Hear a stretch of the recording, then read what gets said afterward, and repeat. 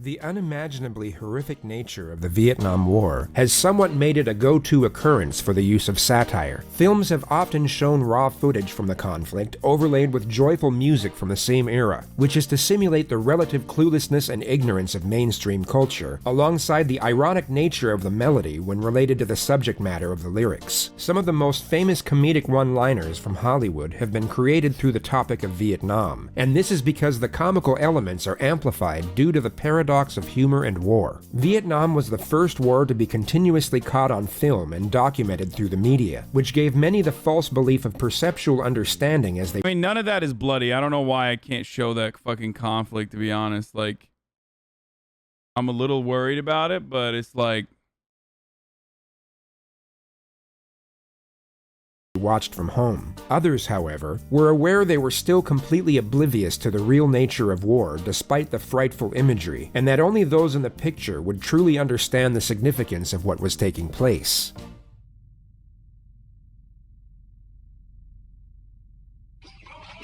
On the fifth day of the battle for Hue, the Marines moved out from the fortified Army compounds which withstood the original attack, and advanced into the empty, abandoned buildings of what was Hue University.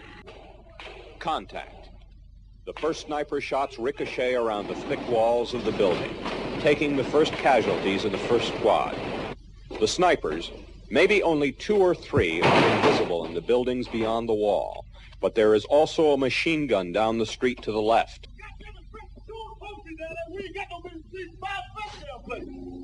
The platoon leader has called— it ain't me.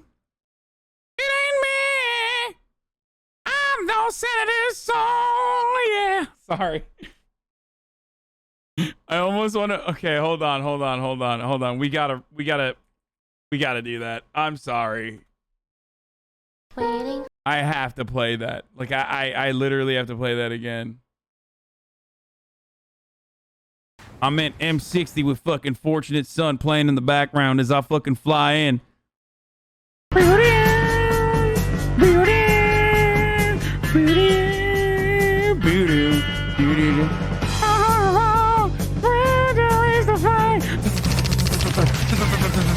Hell yeah, brother. Yeet yeet. Get a goddamn bazooka for these fucking hogs, brother. It ain't me. It ain't me! I'm no senator, so yeah! It's my favorite part, dude. It ain't me! It ain't me! It's so stupid! Oh, I don't know why this kills me every time, dude.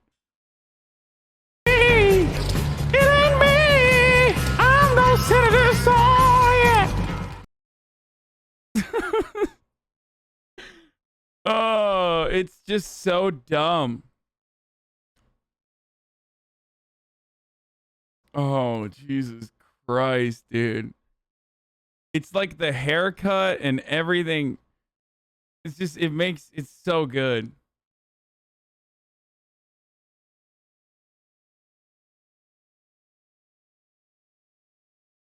All right, let's keep going. Called his men forward. There is to be an assault. Much is left in shambles. The Marines advance building after building. The North Vietnamese retreat building after building, giving up nothing without a fight.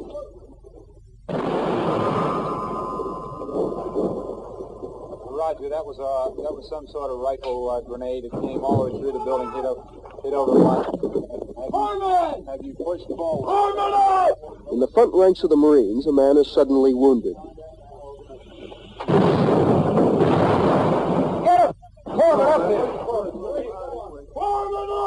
Like, he's alive and there's no blood.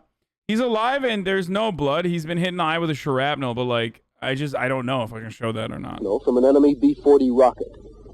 Despite the obvious pain, doctors later told him he will not lose the eye.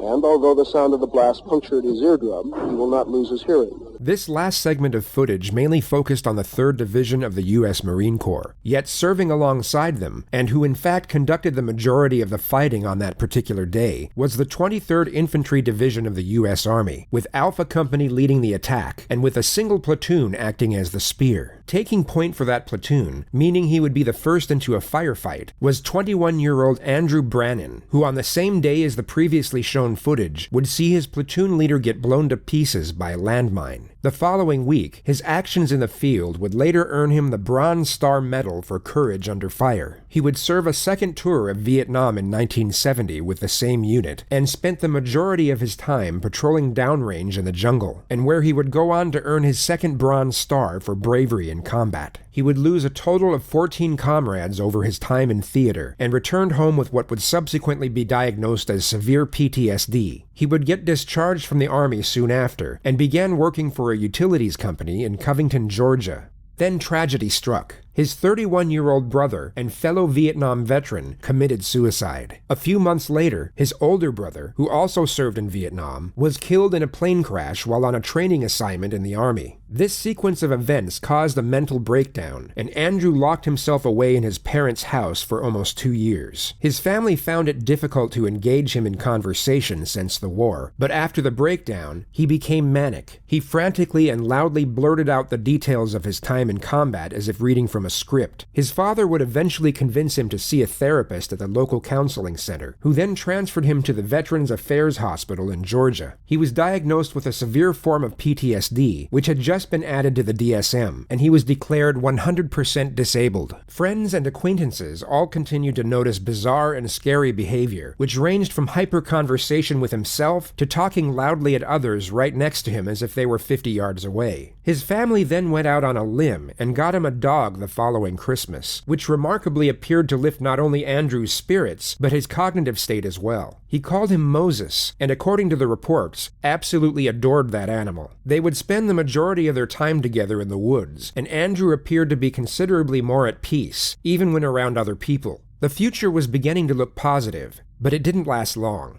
On January 12th of 1998, Andrew was 2 weeks late in refilling his prescription, the longest he had gone without medication since being diagnosed. On the way home from walking his dog, at exactly 5:38 p.m., his Toyota was clocked in at 98 miles per hour on a police radar. A less committed officer may have just let it go, but 22-year-old Deputy Kyle Dinkheller would not. His dash-mounted blue lights began flashing, and the Tacoma pulled over. Tragedy occurred over the following 3 minutes, as the police officer and veteran would engage in a ferocious firefight. Brannan drew an M1 carbine rifle out of his truck, got into a tactical stance, and began firing, at which point the deputy returned fire but was soon overwhelmed by his well-trained adversary. He was shot 9 times, with a fatal shot being fired into his right eye. Brannan was shot once in the lower abdomen. He got back in his truck and sped off to his self-built primitive camp house just minutes from the shooting. He grabbed a tarp from the front porch, and then staggered off into the woods with his pet following close behind. He eventually collapsed under a tree. Law enforcement raided his cabin and the surrounding forest by dawn. Police dogs picked up his scent, and Brannan was found with his pet Moses still by his side. His wound was clotted by the cold, and his condition was stable. He was arrested and taken to the hospital, where he would admit to killing the officer.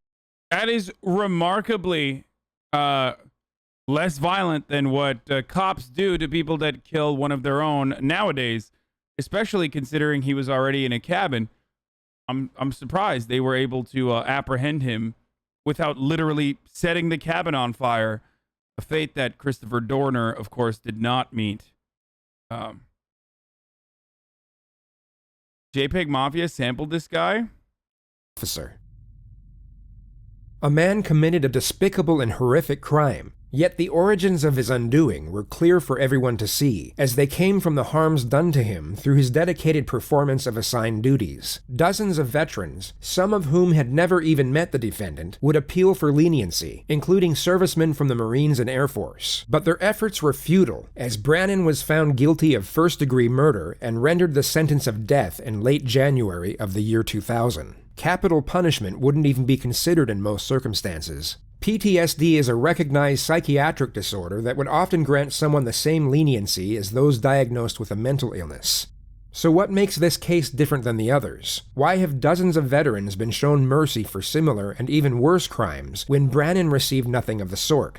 The answer will always be a source of speculation, but the majority would agree that a single element had the most impact. And that brings us to the medium of video and its psychological impact on the viewer. Video cameras reached consumer markets in the United States in the late 1970s, yet they were mainly used by families to document special moments, such as birthday parties or weddings. They had little impact on police work until the mid-80s, and became widespread by the 1990s. Audio and visual documentation is now the norm when encounters with suspects occur,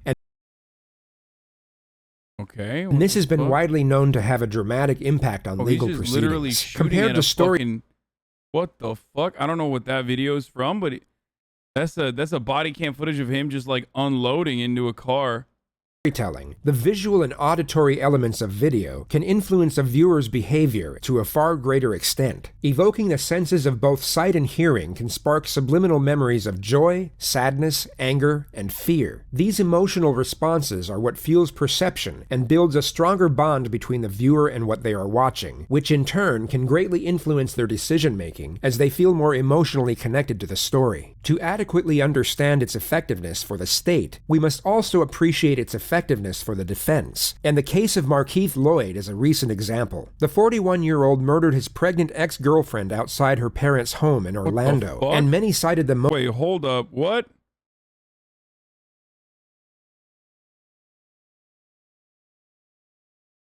motive as revenge.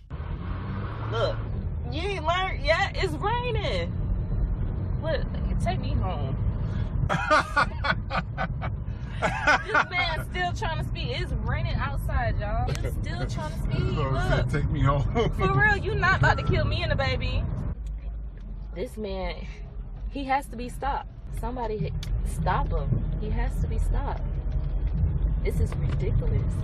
I'm not gonna live past 25. I'm What not the gonna fuck? not like this. Oh no. I might as well pray every day. Make sure I make it into heaven. Even though I do that anyways. But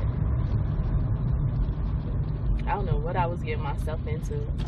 I don't know what I signed up for. The 24-year-old mother of two was shot 8 times in her torso, legs, and right foot. Her younger brother was also shot 3 times, but managed to survive. Markeith went on the run, and just under a month later, gunned down 42-year-old police officer Deborah Clayton. She had attempted to arrest the suspect outside a Walmart just 6 miles from the first incident. We can't do anything without you all letting us know what's going on so that we can protect and save our children from violence.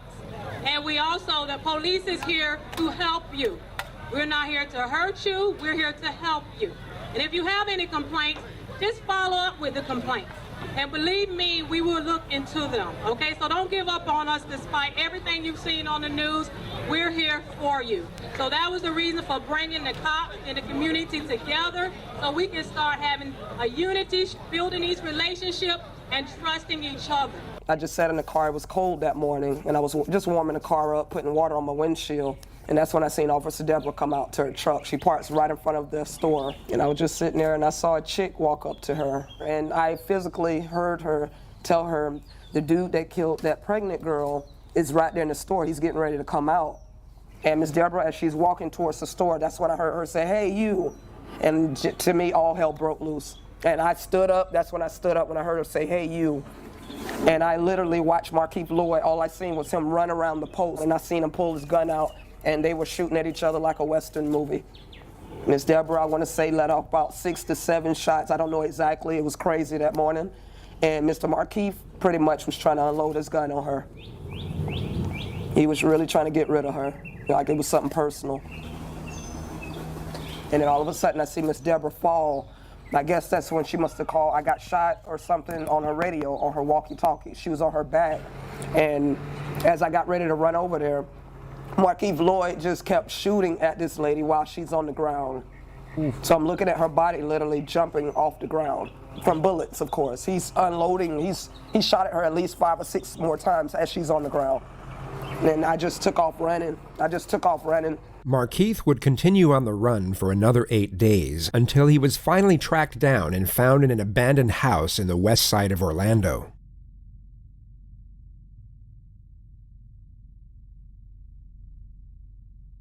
What the fuck?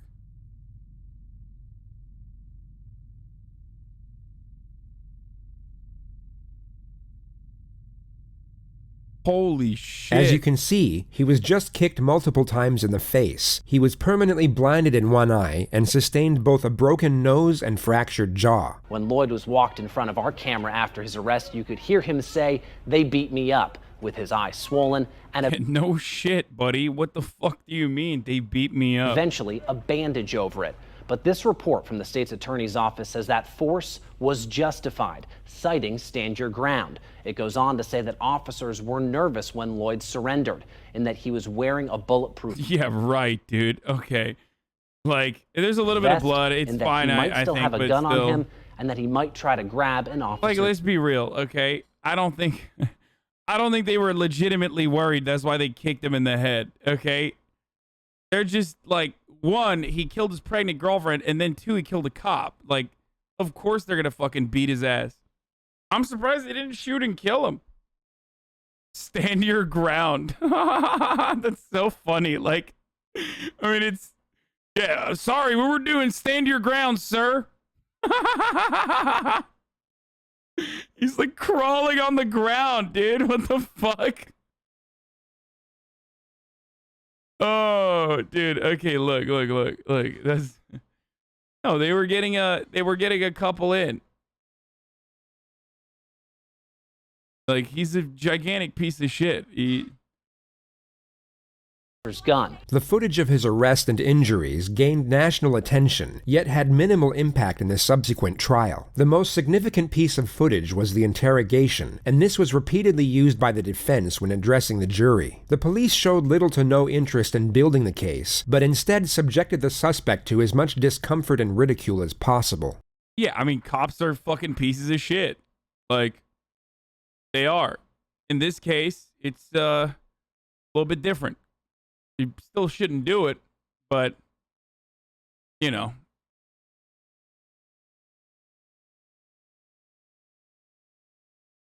But in this case, it's like he killed his pregnant girlfriend and also a cop. They were led by emotion as opposed to their training, and this would work greatly in the suspect's favor later on in court. But what? Stop being such a sick fuck? What do you mean?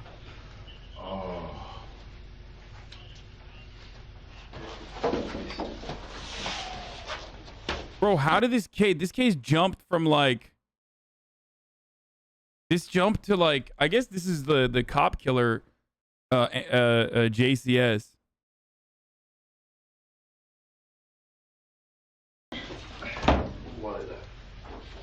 Markeith, I'm Detective Cadiz with Orlando Police. We'll talk about that here in a second.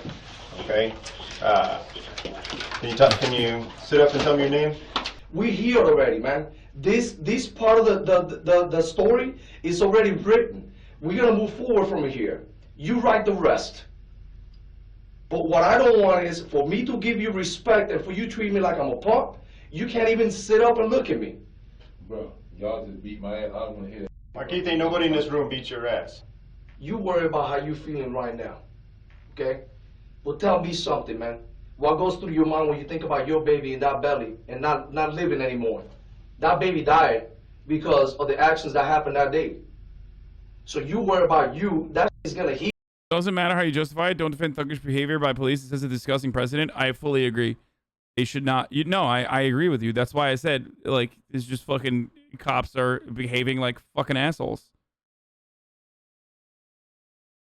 Like,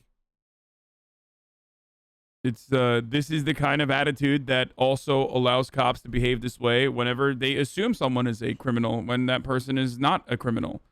You can't play judge, jury, and executioner. This is a big part of the fucking problem with policing in this country. That's why we have these sorts of rules and accountability. Chad, Islam was shitting on cops yesterday. Where were you there then? Yeah. mean, this guy's a gigantic, this guy's a fucking monster, okay? So it's a difficult instance to have like some kind of sympathy, but you that you might get a scar. You know what? In 3 days you'll be eating fine. That baby is dead. You talking all this shit about how badass you are, but when the officers confront you at the house on Lescott, what'd you do? All right, man. Well, all right, bye. You bitched out. So you get confronted by a female at the front door with your unborn child in her. What do? You light her up. Sergeant Clayton's trying to do her job and tell you what to do. What do? You hide behind a pillar and you light her up. Because you a bitch in body armor. For the first time in your life, a man just like you stands right in front of your face and tells you the truth. Because in the street, you say what you want and motherfuckers don't do shit because they scare you. I'm not scared of you. I'm telling you the truth and you can't handle that. You cannot handle. I mean, like, if you're not afraid of them, just, take the cuffs off. Like, let's be real. Like, yeah, this is a terrible interrogation. I'm surprised this case wasn't thrown out, dude. This is ridiculous. Like, leave it up to the fucking American Police Department in Florida to, like, still have like wrongdoing and fault in a case where they're literally apprehending and interrogating a dude who killed his pregnant wife and then another cop. Like, just leave it up to the fucking Florida police to still, like, how are you going to let this guy garner any kind of fucking, like, not even sympathy, but, like, how do you let this guy get, like, an opportunity to even defend himself? Because a grown-ass man like you, Miggy, is telling you the truth to your face, and you can't even talk. You want a little freaking Band-Aid on your face. That's a ass move, and you know it. You worry about the little blood coming from your face. You give a shit at all to that woman who's probably one of the truly nicest, biggest heart police officers I've ever met in my life. A woman who truly gave a shit about this community, who truly got into this line of work to make the community a better place. So that's what I was going to say. Some cops, and I've talked about this before, some cops legitimately join the police force because they think that they can do good. Okay? Maybe throughout their career, they get hardened and no longer it can operate that way. But I love that this guy recognizes that and literally says, you killed one of the nicest cops who truly joined to make the community better. Implying that a lot of cops literally do not care about that, okay? You're like, you killed the one fucking good cop. He's literally just admitting, he's like, unlike us, we're fucking assholes, okay? You killed the one good cop. We're fucking assholes. Place. You ever heard one bad apple? This is the one good apple. And you fucking killed her. You shot her down like a fucking dog because you're a little goddamn pussy. Okay? You want anything to say to that family? Your mama. Huh? Your mama.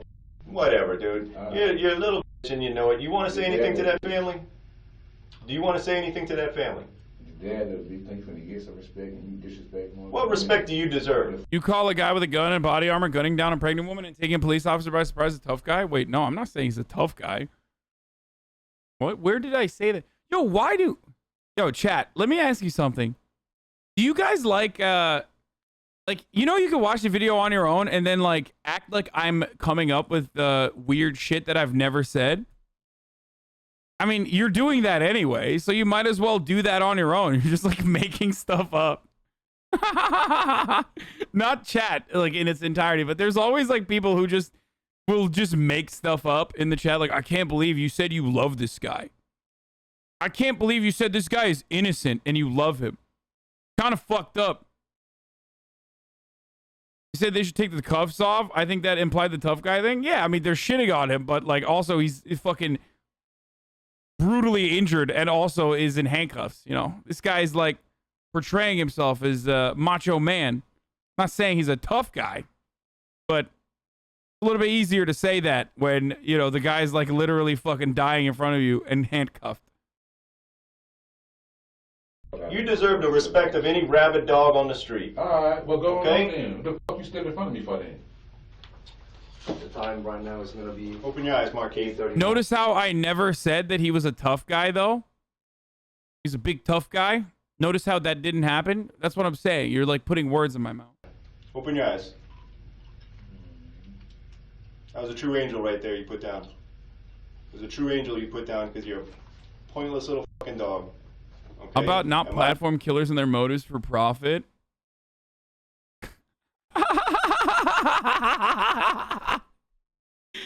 It's my favorite take, dude. Yo, if you platform murder, people are gonna do murder, dude.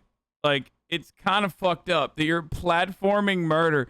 Hey, chat, murder is wrong, okay? Don't forget.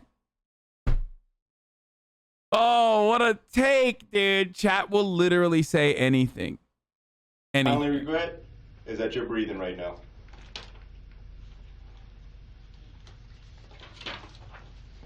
You get what you got coming. Legendary. I thought you were really gonna put up a fight. Think about it. I don't feel nothing. You don't fear nothing. You know what? Beat this case. Put me in the street. Beat the case. That's what you gotta do. Beat the case. Beat the case. Because there will be another day. And you know what next time is gonna happen? He's not gonna be Sergeant Clayton. He's gonna be somebody like me. You just rapping.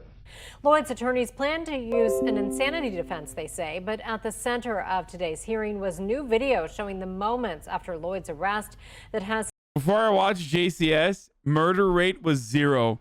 Since I started watching JCS, everybody's getting murdered, dude. You're literally showing murder to 40K viewers. How is that not promoting LMAO? Funny how you just bend whatever chat says to your will. Guys. One day I'll be done with JCS videos. Murder rate dropped to 0. Oh, Jesus Christ, dude.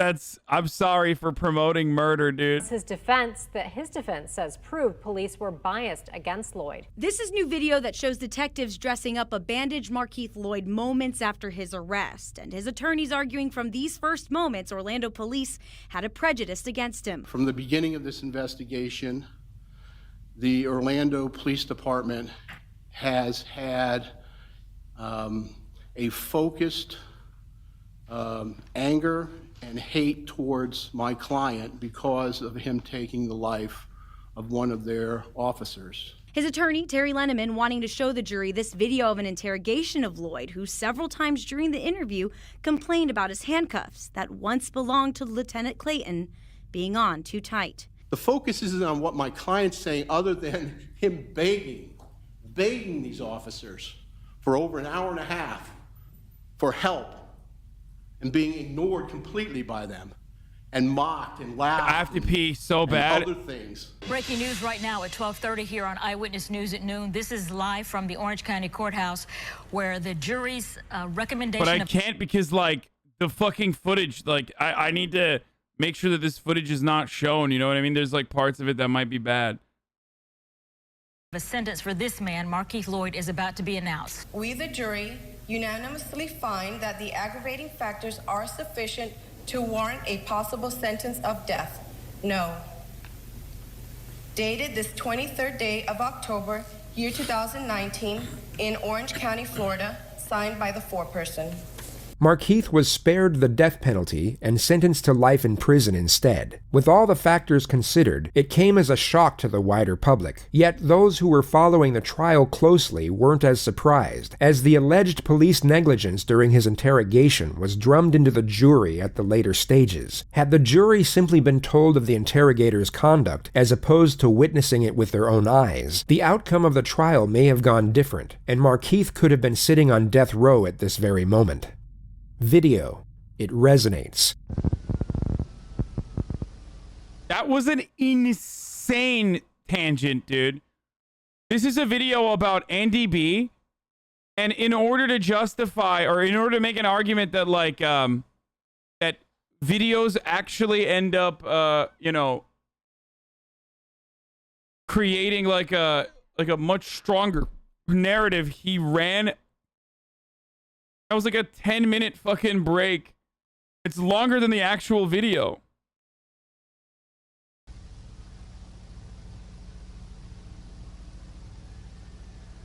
How the fuck was he doing 98? Ah, it's the Toyota Hilux, I think. Driver, step back here to me.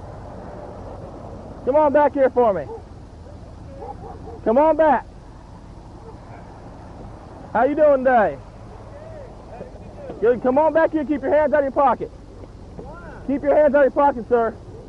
Sir. You goddamn it, here I am. Shoot my fucking ass. Come here. Oh no.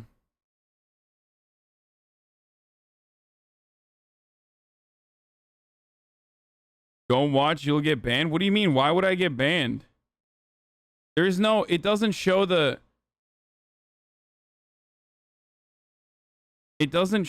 actual fucking, this is the video every cop watches that makes them pull their gun first. They cut the screaming out, chat. Stop freaking out.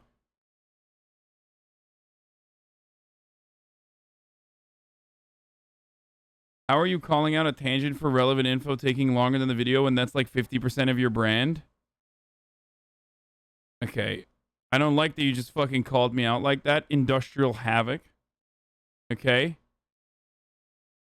Another part of my brand is running the fucking top of the hour ad breaks, though, right before a pivotal moment like this to bait you into fucking subscribing so you can have an ad-free broadcasting experience. Oh. I'm just kidding. I'll probably wait, but regardless, top of the hour, every hour, it's time for a 60-second ad break. You no longer want to see the ads. You want an ad-free broadcasting experience. Important moments like this get lost sometimes, you know. You need to subscribe, baby. All you need to do. And you can do it for free. Yeah. No, it punishes the poor, so we appreciate you waiting for us losers. Sorry, dude.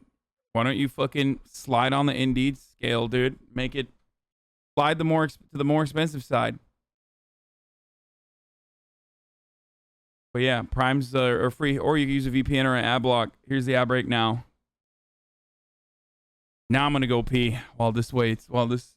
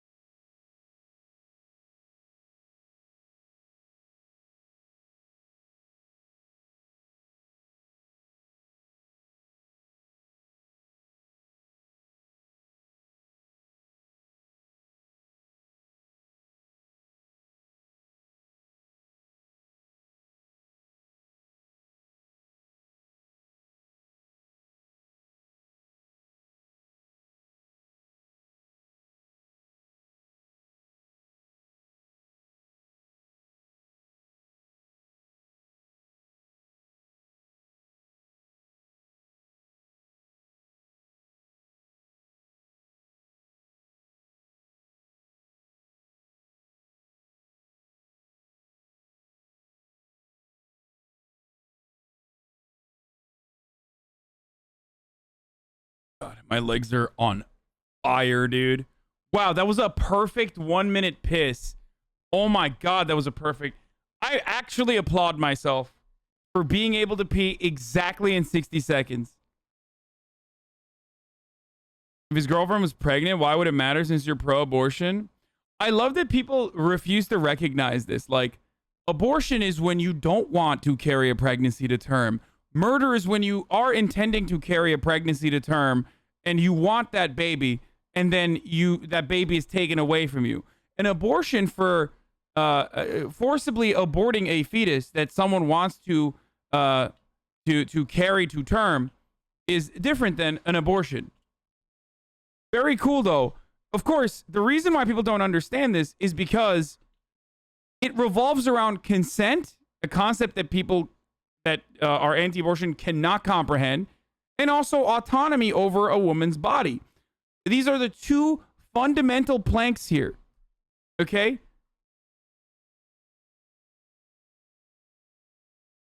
It's a choice, a woman's choice in that situation. That's kind of the whole reason.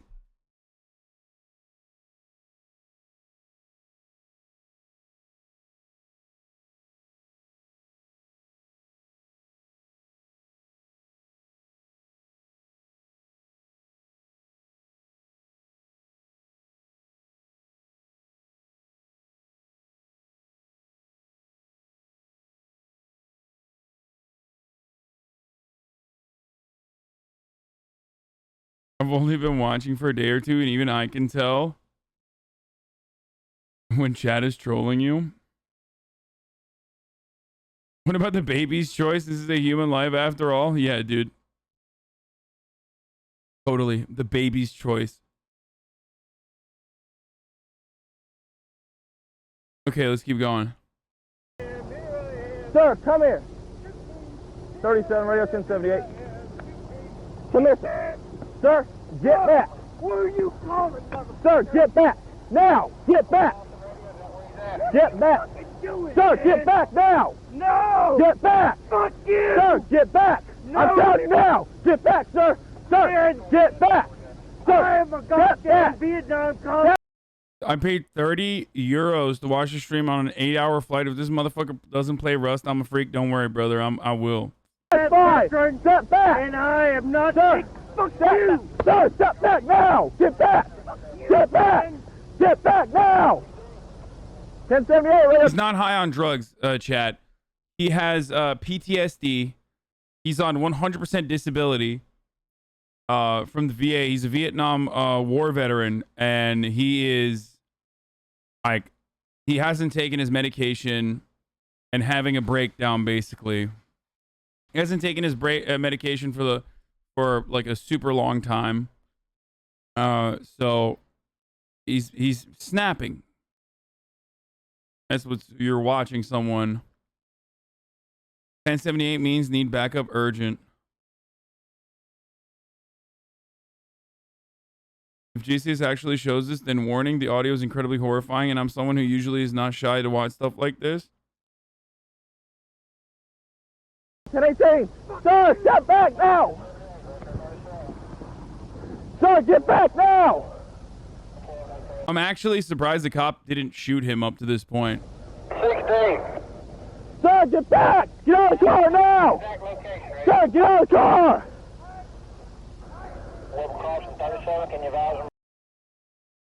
Comes out, pulls his weapon out.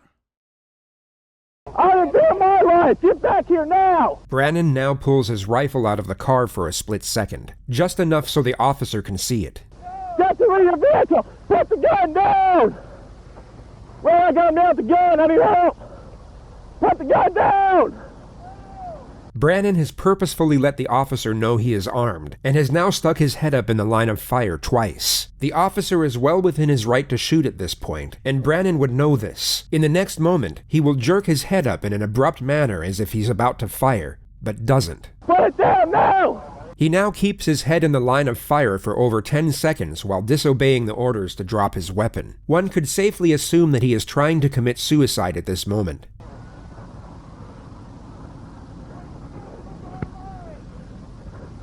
Put the gun down! Now, you will see Brannon get into a tactical firing position. Unlike before when he kept his head stationary, he will abruptly move in a sporadic motion, making himself a harder target. It's as though something switches in his mind, and he goes from wanting to die to trying to kill. Drop the gun now!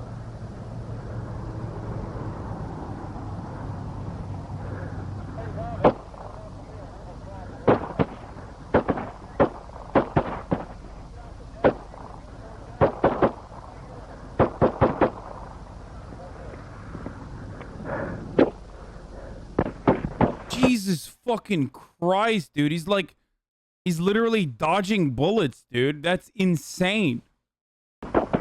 It gave the jury... They don't show him. The full clip apparently has his, like, actual death rattles, basically.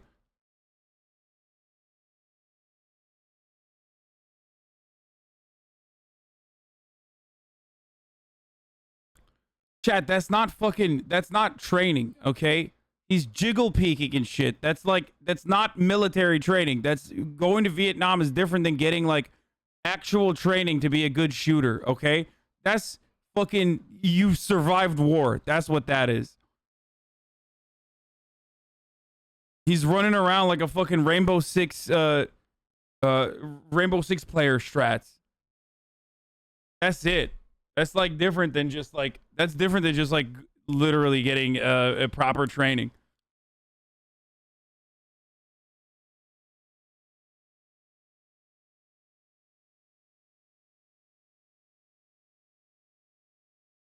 The from what I understand, what people are saying, dude, this triggers me so much. Like whenever people say like, you stole my joke. No, dude, the joke that you came up with was not all that original. You know why I know that? Because I came up with it as well, and I'm an unoriginal ass, okay? Stop thinking that like I steal every fucking joke from chat. After a while, we come to the same fucking humor and same conclusions because we literally spend 11 hours every day together, okay? Anyway.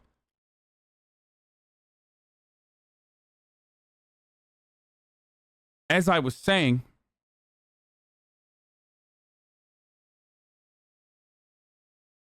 that is like, why not call that cop a bastard? He handled that way too passively, got him killed.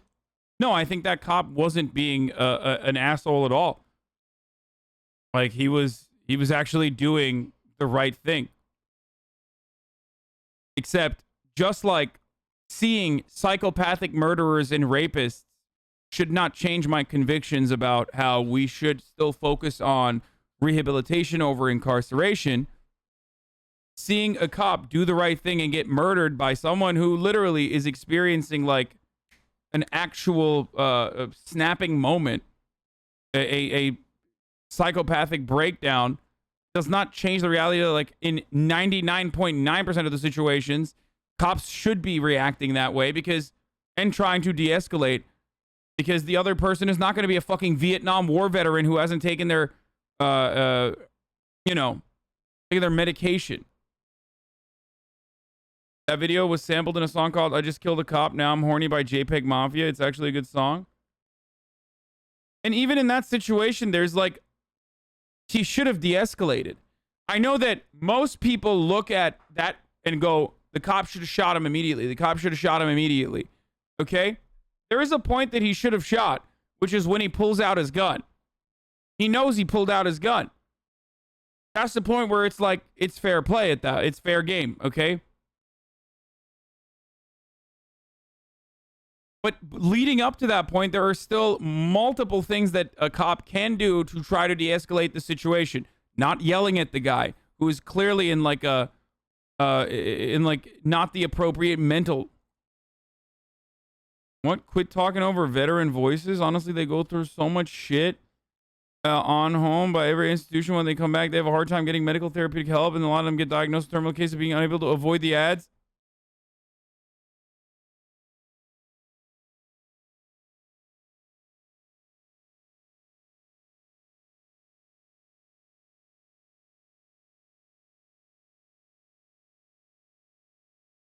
I already ran the ad. That's the worst part. Like, I ran the ad already.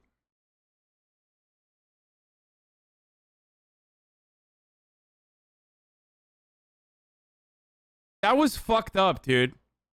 That was actually fucked up. That was worse than anything I've done so far, okay? That was literally worse than my ad segues. I usually don't transition on like a serious note like that, okay? Jesus fucking Christ. That's my Joker moment. This is where I snap.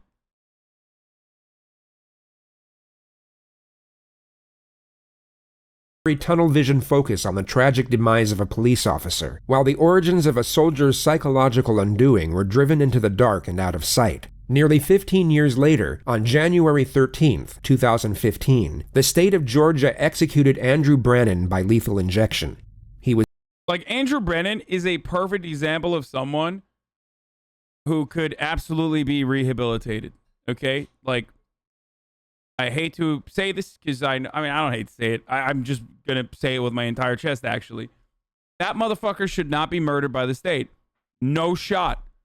That dude is 100%, 1000% the type of person who could very easily be medicated and rehabilitated. The state broke his brain. They sent him out to become a fucking murderer, a war machine. Then they medicated him appropriately. He fucked up or forgot to take his medication. He snapped, and then the state took his fucking life. That's crazy. Honestly, there is a lot of joke made out of terrible shit, and it's sad sometimes. Kind of feels a bit dehumanizing sometimes.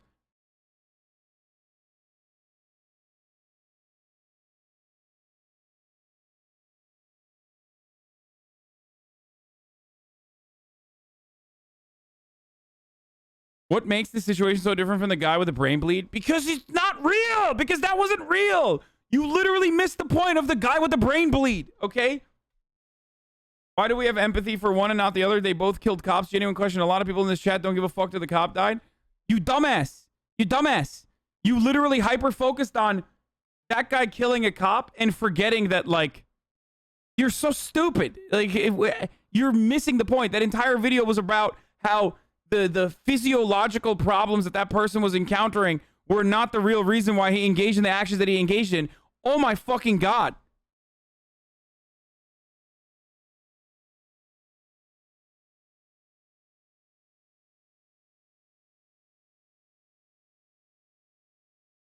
This is quite literally not Rust.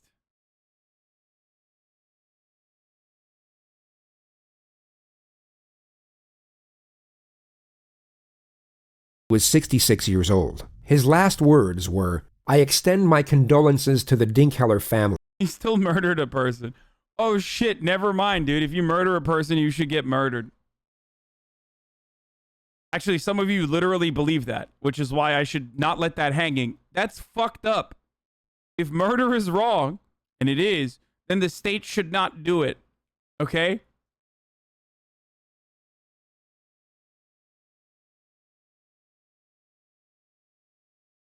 Especially Kyle's parents and his wife and his 2 children. I am proud to have been able to walk point for my comrades and pray that the exact same thing does not happen to any of them.